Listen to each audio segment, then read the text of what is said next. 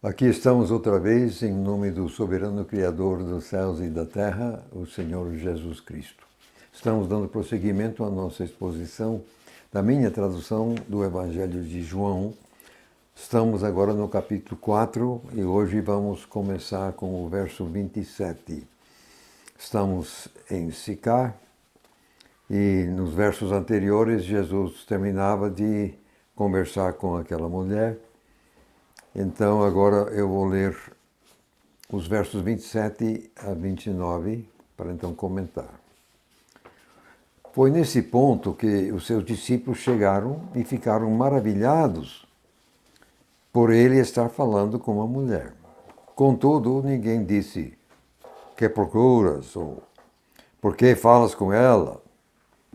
Então, a mulher deixou o seu cântaro, foi-se à cidade e disse aos homens: "Vinde, ver um homem que me contou tudo o que já fiz. Não seria este o Messias?" Eles saíram da cidade e foram em direção a ele. Nada demais aqui, meramente registro que eu entendo que a primeira pergunta, "que procuras?", teria sido dirigida à mulher. Por que falas com ela? Obviamente foi dirigida a Jesus, ou teria sido, mas aqui diz que ninguém falou nada, quer dizer, ninguém fez essas perguntas. Poderiam, mas não fizeram. Agora, quando a mulher deixa o seu cântaro, isso foi uma gentileza da parte dela, pois eles poderiam então tirar água sem ela, mas também foi uma evidência clara de que ela tencionava voltar. Caso contrário, não teria deixado. Aliás, estaria exatamente obedecendo à ordem de Jesus, que Jesus mandou que ela fosse buscar e trazer o marido, não? Você se lembra.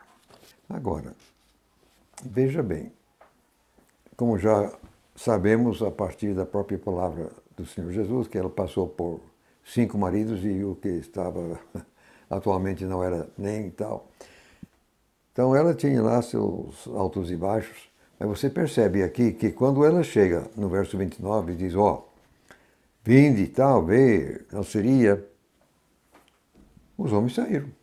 Quer dizer, apesar dos pesares, obviamente ela tinha certo cartaz, o pessoal respeitava, quer dizer, o pessoal saiu, os homens saíram, conforme a palavra dela, para encontrar com Jesus.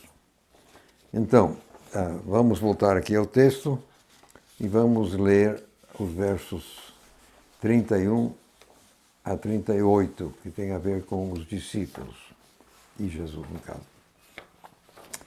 Nesse ínterim, os discípulos insistiam com ele, dizendo, Rabi, come. Mas ele lhes disse, eu tenho uma comida para comer que vocês desconhecem. Então os discípulos começaram a dizer uns aos outros, será que alguém trouxe-lhe algo de comer? Jesus disse a eles, a minha comida é fazer a vontade daquele que me enviou e completar a sua obra. Não dizem vocês que ainda há 4 meses até que venha a colheita? Pois eu digo, olhai, levantai os olhos e observai os campos, já estão brancos para a colheita. Ora, aquele que ceifa recebe salário e reúne fruto para dentro da vida eterna, para que tanto o que semeia como o que ceifa se alegrem juntos. Aliás, o ditado, um é o que semeia e outro o que ceifa, é verdadeiro nisto. Eu vos enviei para ceifar o que vocês não trabalharam, outros trabalharam e vocês entraram no trabalho deles. Aqui nós temos uma colocação do Senhor Jesus que eu julgo da maior importância. Vejam bem o que Jesus disse aqui no verso 34. Se lembra, os discípulos tinham ido à cidade para comprar comida, então voltaram, a ideia era comer, mas Jesus, a minha comida é fazer a vontade daquele que me enviou e completar a sua obra. É que o Senhor Jesus tinha compromisso total com a vontade e o projeto do Pai. A sua vida diária girava em torno disso. Portanto, era a sua comida. Comida é coisa que você come todo dia. Comida é de todo dia. A nossa vida física, de certa forma, gira em torno do alimento físico. Sem alimento, você morre. Então, a vida dele, Jesus, que girava em torno da vontade do Pai. Era a sua comida. Com a satisfação de ver o plano de Deus, do Pai, para ficar se concretizando, Jesus esqueceu da fome física. Isso me faz lembrar de Hebreus capítulo 10, verso 7, que eu vou ler aqui agora. É um texto aqui que tem a ver com Jesus no contexto. Eu vou ler aqui meramente o verso 7. Então disse, eis aqui, Jesus diz, falando, né? Eis aqui venho, no volume do livro está escrito de mim, para fazer, ó Deus, a tua vontade. Eis aqui venho para fazer, ó Deus, a tua vontade. Era essa a razão pela qual Jesus estava no mundo, para fazer exatamente a vontade do Pai. Agora, quando diz aqui completar a sua obra, quanto mais velho eu for ficando, estou com 85, isso aqui é exatamente o que vem muito, cada vez mais forte na minha própria cabeça. Eu quero completar tudo que Deus tem para eu completar, aí pronto, pode me levar. Mas voltando ao texto, não dizem vocês, estão no verso 35, não dizem vocês que são 4 meses e tal. Mas eu digo, olhai, levantai os olhos e observai os campos. É que ele está falando dos samaritanos que estão chegando. Então, eles é que agora representam o campo a ser ceifado. Estão brancos para a colheita. Agora, eu quero comentar num tanto que está no verso 36 aqui. Aquele que ceifa recebe salário e reúne fruto para dentro de vida eterna. Agora, aqui, quando é para dentro de vida eterna, é óbvio que Jesus não está mais falando de cereal, de uma ceifa normal que nós conhecemos. Ele está agora no terreno espiritual. Quando alguém é gerado do alto, todos os que participaram do processo ficam alegres. Todos os que participaram do processo ficam alegres. Por isso que eu diz aqui, para que tanto que semeia como que ceifa se alegrem juntos. Exatamente isso. Quando se trata da ceifa espiritual, então, quando a gente vê alguém sendo regenerado pelo Espírito Santo, é uma grande alegria para todos que tiveram a ver com isso. Agora, o verso 37 e 8, ele cita um ditado, um é que semeia, outro que ceifa, isso é óbvio. Isso nem precisa explicar. Mas o que me interessa aqui é o verso 38. É verdadeiro nisto. Eu vos enviei para ceifar. Isso aí está no tempo, isso é passado, isso é pretérito. Eu vos enviei para ceifar o que vocês não trabalharam. Outros trabalharam e vocês entraram no trabalho deles. Então, como aparentemente isso se refere à atividade no passado, isso me leva a entender que o Senhor está aqui enunciando um princípio geral. E é assim mesmo. Um trabalha, vários até podem trabalhar, outro tem o privilégio de ceifar, faz assim a colheita final. Esses samaritanos, de muita gente que mesmo a gente encontra, a gente nem tem a menor ideia, não sabe quantos toques Deus já deu nessa pessoa antes que esses toques vêm preparando a pessoa para que finalmente a pessoa se entregue ao Senhor Jesus. A gente não sabe. Mas o fato é que geralmente alguém já trabalhou antes da gente. Pronto, agora vou prosseguir. Vamos agora ler os versos 39 a 42, que vai encerrar o assunto dos samaritanos. Ora, muitos dos samaritanos daquela cidade creram para dentro dele por causa da palavra da mulher, ao testificar que ele me contou tudo o que eu tenho feito. Por isso, quando os samaritanos chegaram até Jesus, insistiram em que ficasse com eles, e ele ficou ali 2 dias. Muitos outros vieram a crer por causa de sua própria palavra, e diziam para a mulher: não é só por causa de teu dito que estamos crendo, porque nós mesmos temos ouvido e sabemos que este é verdadeiramente o Messias, o Salvador do mundo. Falou e disse. Exatamente. Agora, quero comentar só um pequeno detalhe no verso 42. Praticamente qualquer versão que você pegar na mão vai dizer assim, porque nós mesmos temos o ouvido, acrescentando o, dizendo respeito, no caso, a Jesus. Só que esse o não está no texto, razão pela qual também eu não coloquei. Nós temos ouvido. Agora vamos parar e pensar um pouquinho. Ficaram lá 2 dias, certo?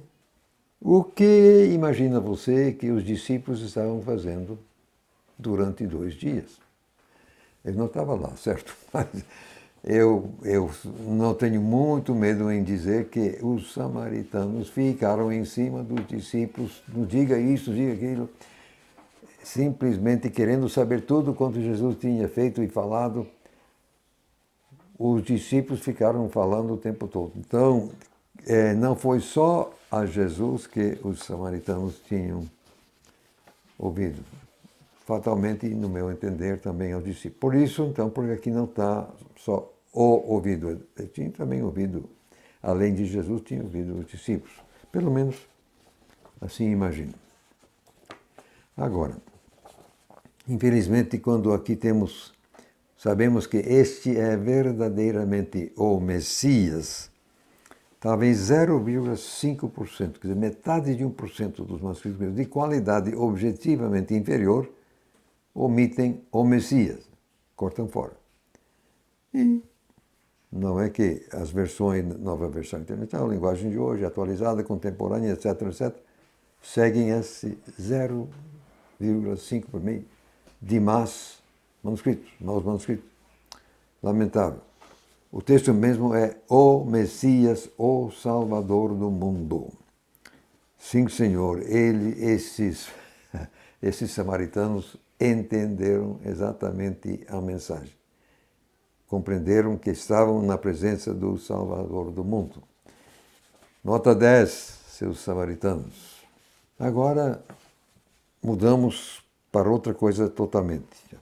Agora Jesus prossegue para a Galileia. Eu vou ler agora meramente os versos 43 a 45, porque 46 já é outro episódio. Então, após os 2 dias, ele saiu dali e partiu para a Galileia. Abre parêntese. Ora, o próprio Jesus havia testificado que um profeta não tem honra na sua própria pátria. Fecha parêntese.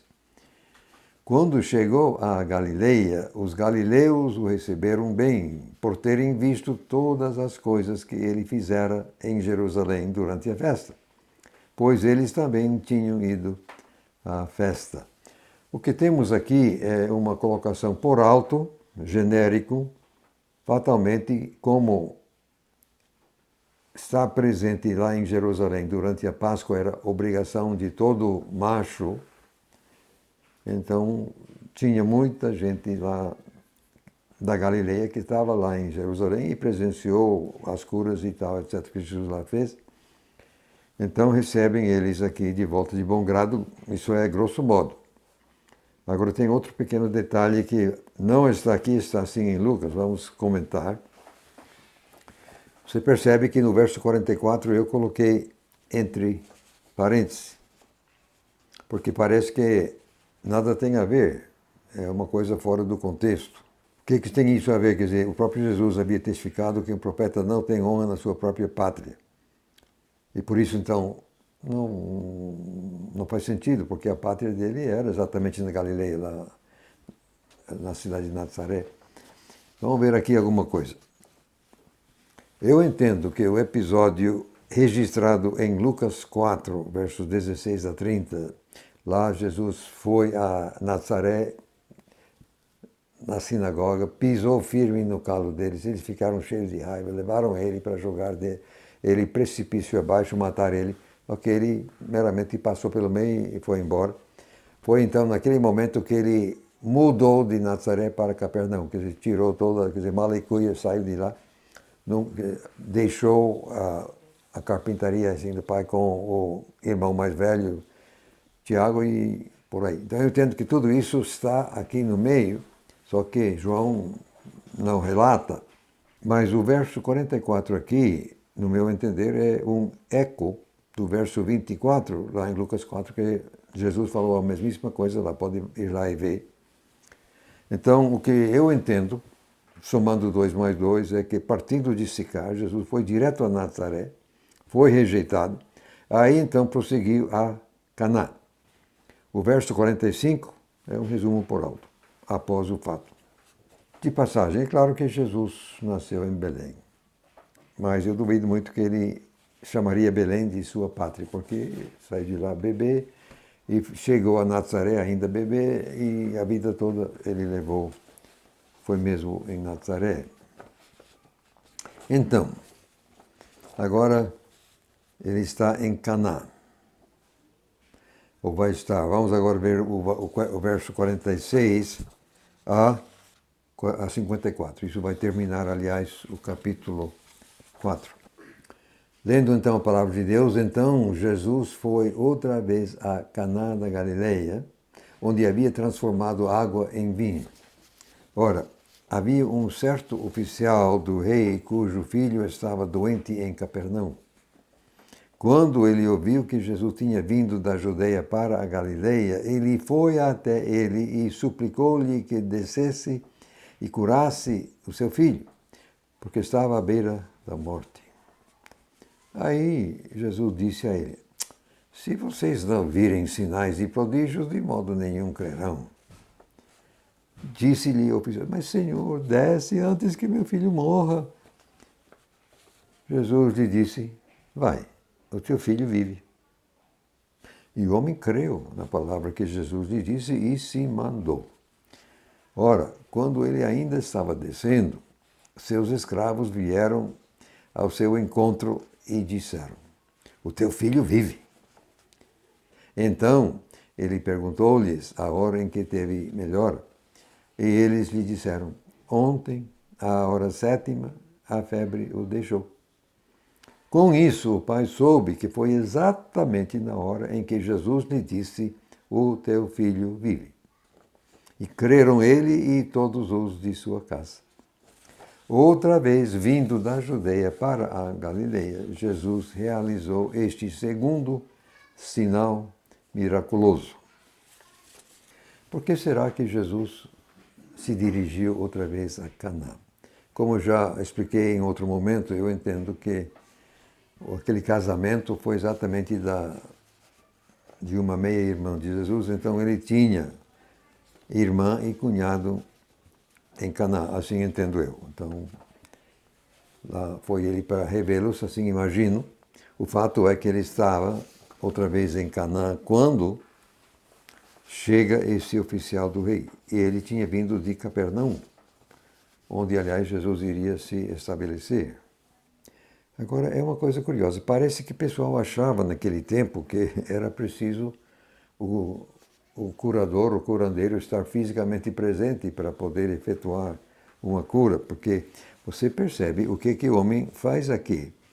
Ele está pedindo que Jesus faça uma viagem assim emergencial, digamos, mas é de uns 40 quilômetros, não foi assim logo ali não. 40 quilômetros. Parece que ele queria mesmo que ele tinha que estar lá. Agora, ele não foi o único. Você se lembra que Jairo, o chefe da sinagoga, também queria que Jesus fosse lá, colocasse a mão na filha. Então, essa ideia parecia que estava na cabeça pessoal, só que quanto a Jesus não era necessário. Agora, vejam bem, parece que Jesus não foi muito delicado, não. Aqui no verso 48, ele foi até quase meio duro, né? Se vocês não virem sinais e prodígios, de modo nenhum crerão. Ele não está ele não está passando mão na cabeça, não. Aí o oficial está desesperado na coisa. Mas, Senhor, desce antes que meu filho morra, por favor, Senhor. Aí Jesus, vai, o teu filho vive. Agora vejam bem, esse homem creu. Veja que houve uma mudança assim no pensamento. Ele veio pedir uma viagem emergencial, ele pediu que Jesus descesse 40 quilômetros para curar o filho. Ele achava que Jesus tinha que ir. Aí Jesus disse, vai, está feito. Ele creu.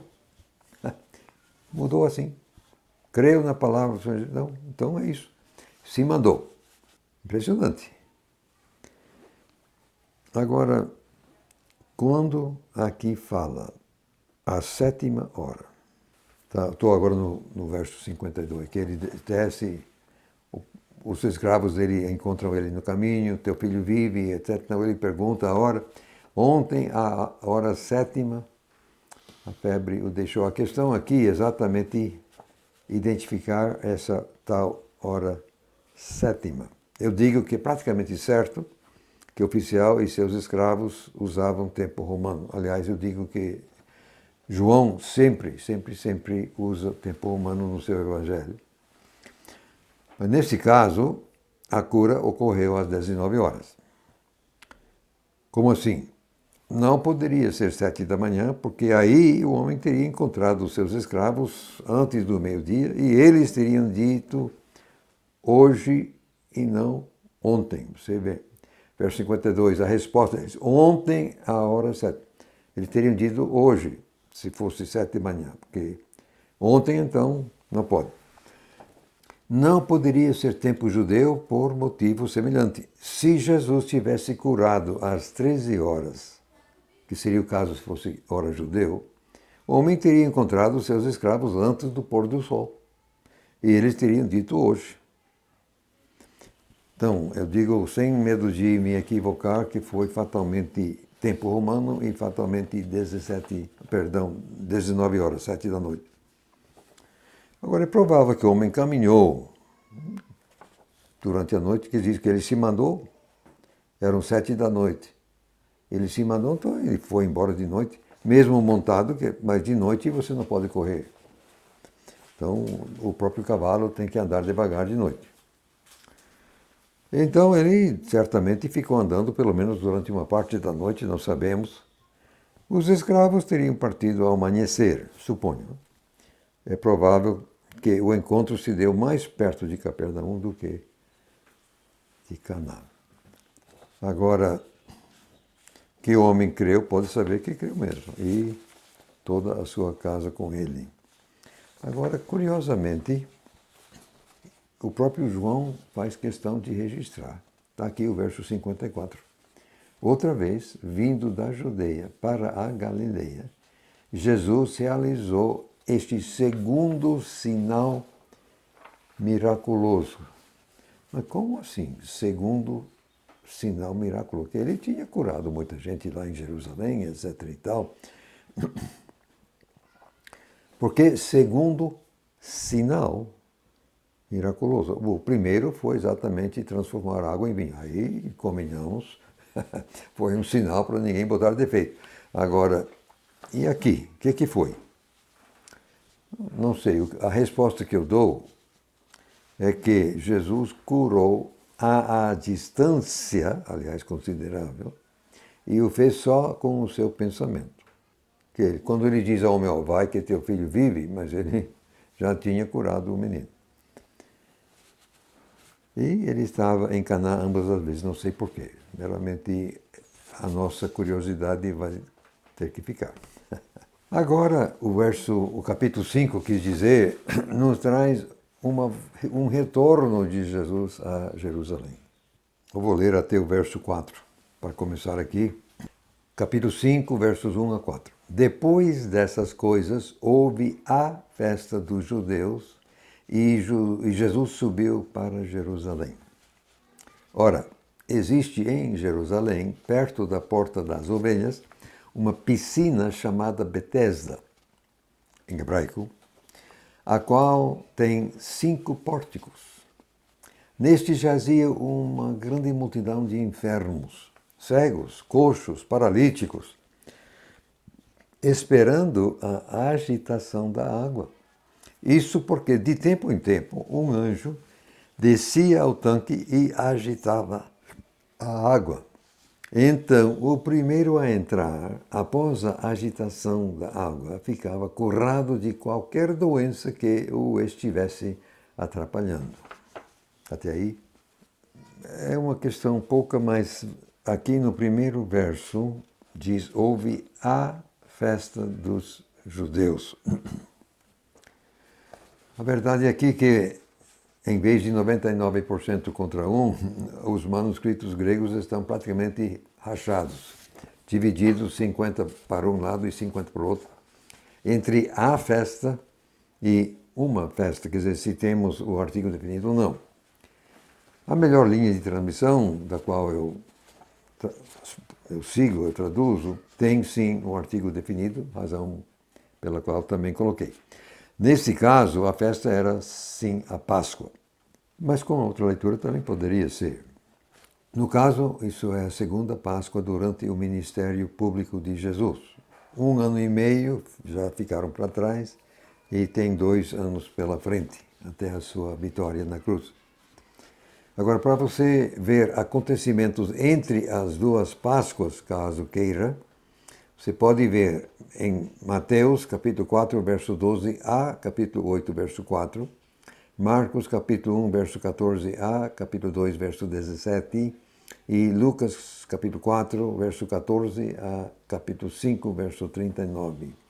Esses trechos, no meu entender, trazem acontecimentos entre as duas Páscoas, a primeira e a segunda. Agora, vamos à piscina. Está lá ainda. Essa piscina, as ruínas ainda estão lá em Jerusalém, você pode ir lá. Diz aqui que tem 5 pórticos. Agora, você indo lá, você pode ver que a piscina é retangular. Tem 4 lados, ok? Se tem 4 lados, como é que tinha 5 pórticos? É só cortar no meio. Aí você tem o 5º. Na verdade, a piscina está dividida em 2 partes. Então, de fato, tinham, com toda certeza, 5 pórticos. Pura verdade. Voltando aqui ao texto. Aqui diz que um anjo descia e agitava. Agora você sabe que tem anjo bom e tem anjo caído. Tem os anjos fiéis a Deus e tem os anjos que seguiram Lúcifer na sua rebelião. Aqui não esclarece, o texto não esclarece se esse anjo era bom ou mau. Seria invisível. O anjo não seria visível, meramente iriam ver a água se agitando. Uma piscina normalmente fica parada. Eu entendo, pois, que essa informação deve ter sido revelada a João, que aqui não diz que era a opinião do povo, aqui dá um fato, quer dizer, foi um anjo que fazia isso. Aqui temos uma dificuldade e você vai encontrar isso nas suas Bíblias, ou alguma Bíblia corta fora totalmente a última cláusula do verso 3 e o verso 4 por inteiro, ou então coloca entre colchetes. É o caso da linguagem de hoje, a atualizada, a contemporânea. Muitas versões em inglês cortam fora totalmente. Então, nesse caso, você corta fora esperando a agitação da água e todo o verso 4. Então, a questão do anjo e tal, blá, blá, blá, corta fora. Só que aí você fica sem explicação. Por que que essa turma toda está lá no desconforto? Você imagina, está fora de casa, você está aí deitado num pavimento, dia, noite, chuva, sol. Não, está doido. Fatalmente estava acontecendo coisa ali. É fatal, fatal que estava havendo curas. E vejam bem que isso aí não era assim um resfriado, não. Esse aqui fala cegos, coxos, paralíticos, quer dizer, eram pessoas com doenças sérias, não era pouca coisa, não. E eram coisas que os médicos não estavam... Quer dizer, qual é o médico que resolve coxo? Qual é o médico que resolve cego? Qual é o médico que resolve paralítico? Esse pessoal tinha problemas que a medicina de então não resolvia, não tinha solução, então por isso que estão lá. Só estão lá porque estava acontecendo cura mesmo, sim senhor, pode saber que sim. Depois, são meramente 0,8% dos manuscritos gregos de má qualidade que cortam fora esses trechos, seguidos, lamentavelmente, como já falei. Agora, como o verso 7 fala outra vez da água sendo agitada, então por que eles não cortaram fora isso também? Não cortaram. Nenhum manuscrito grego corta fora o verso 7. Então o trabalho deles fica pela metade. Se a questão era cortar fora o anjo, não, deixa. Podem ignorar esse 0,8, com toda e absoluta certeza o texto original é aquilo que eu li.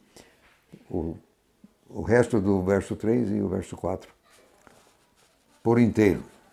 Infelizmente, no verso 4, a nova versão internacional, a linguagem de hoje, quem sabe alguma outra versão, acrescenta que o anjo era do Senhor, seguindo talvez 2% dos manuscritos de qualidade inferior. Eu digo que essa iniciativa é lamentável. Sendo que anjos podem ser tanto bons como caídos, parece-me bem mais provável que o anjo em questão era caído, enfim, um demônio. Como assim? Uma cura aleatória e esporádica condenaria todo esse povo a sofrimento maior, pelo desconforto de não estar em casa, incluindo a frustração e o desespero dos que nunca conseguiam, como o homem que Jesus curou. 38 anos meramente. Agora, um procedimento sádico é típico de Satanás e não de Deus. Então, para mim, esse tal anjo era um anjo caído, mas o texto não diz isso, a não ser esses 2% de manuscritos que maliciosamente acrescentaram, querendo nos ajudar, mas eu creio que não. Prosseguindo então, versos 5 a 13. Ora, havia ali um certo homem que estava com a doença há 38 anos. Jesus, vendo ele deitado e sabendo que já fazia muito tempo, disse a ele: Queres ficar curado? O doente respondeu a ele: Senhor, eu não tenho homem algum para me jogar piscina dentro quando a água é agitada. Mas enquanto estou indo, outro entra antes de mim. Jesus disse-lhe: Levanta-te, pega a tua maca e anda. Imediatamente o homem ficou curado, pegou sua maca e saiu andando. Mas aquele dia era um sábado. Por isso os judeus disseram àquele que tinha sido curado: É o sábado, não te é permitido carregar a maca.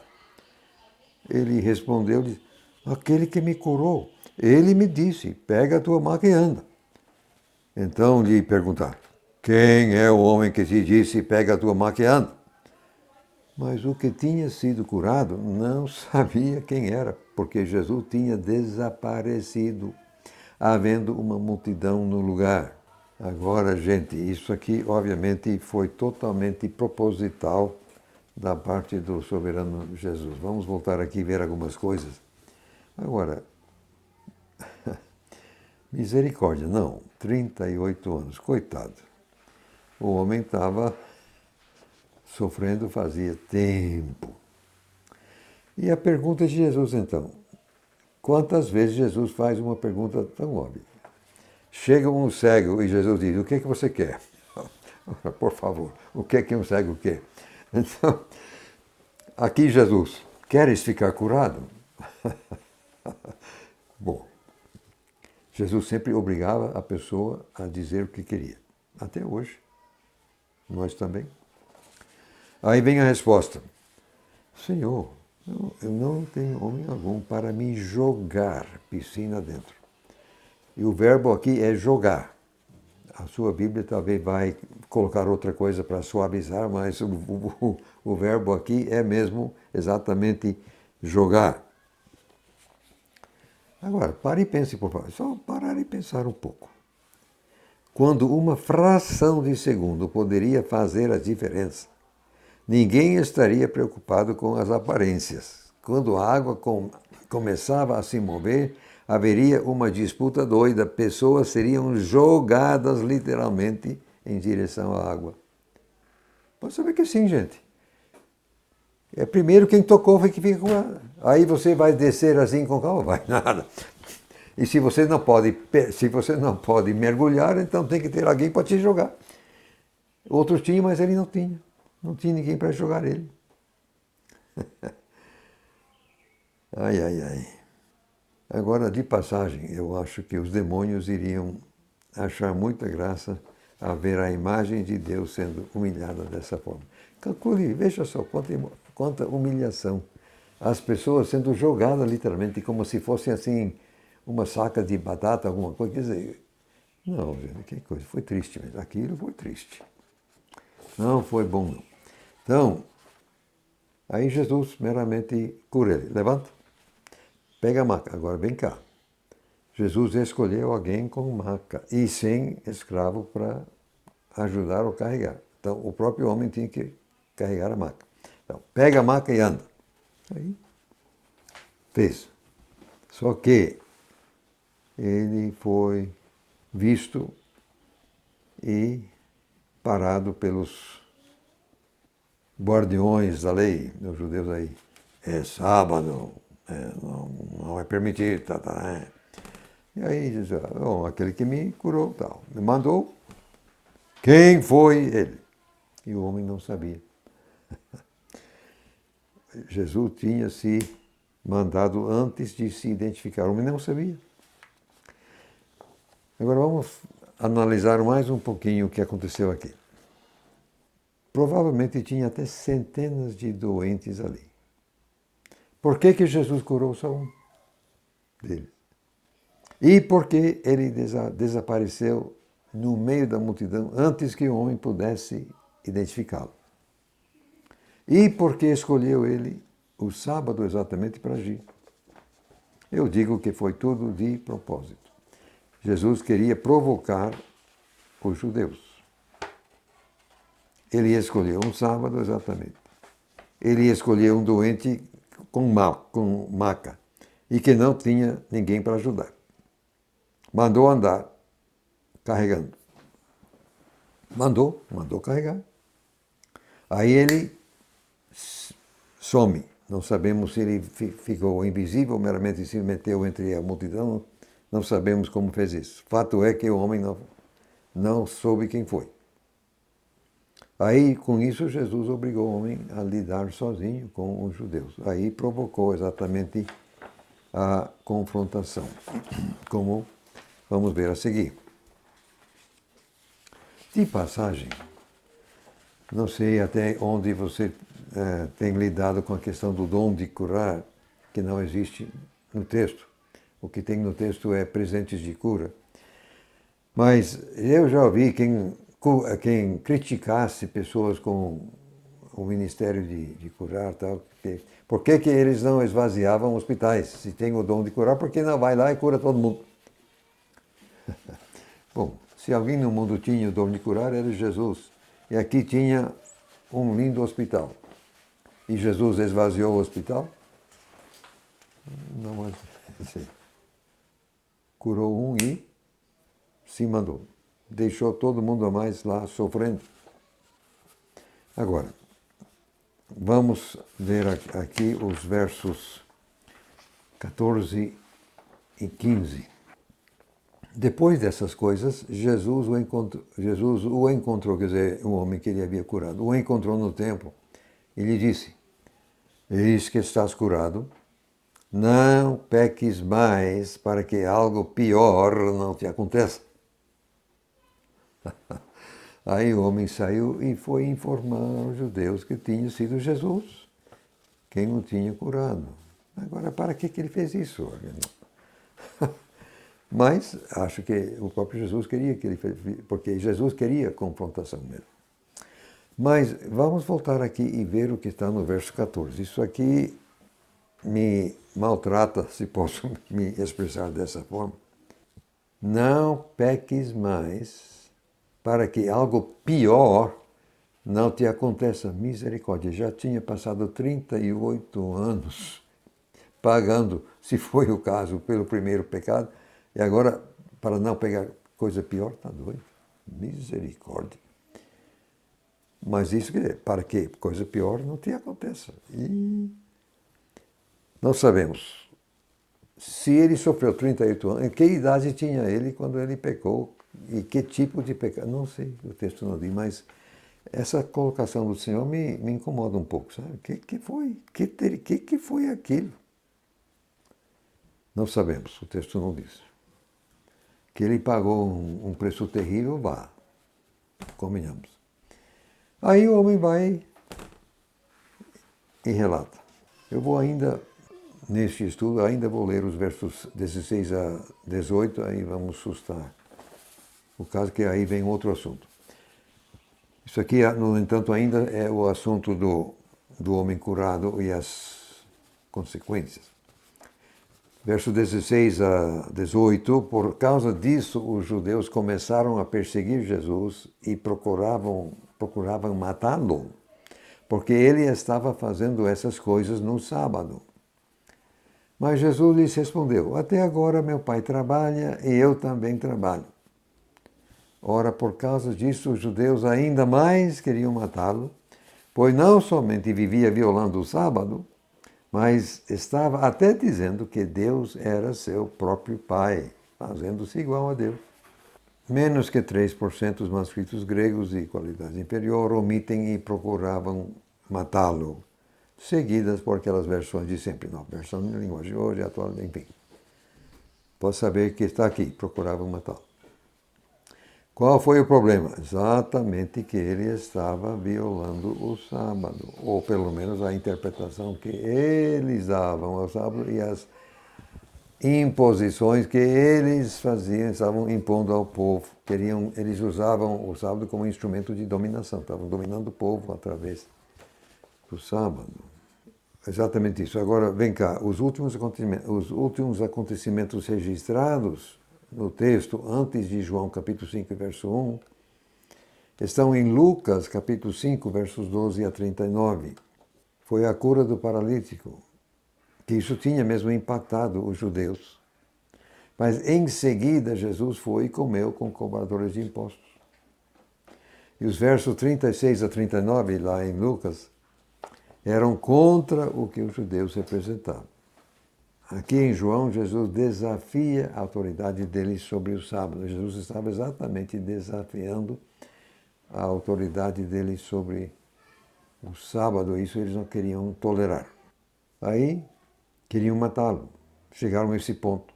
Mas pior ainda, Jesus estava dizendo que era igual a Deus e eles entenderam o recado. Eles entenderam o recado. Estava dizendo que Deus era seu próprio Pai. E com isso, se fazendo igual a Deus. Então, Jesus não estava escondendo quem ele era e por que ele veio, nem nada disso.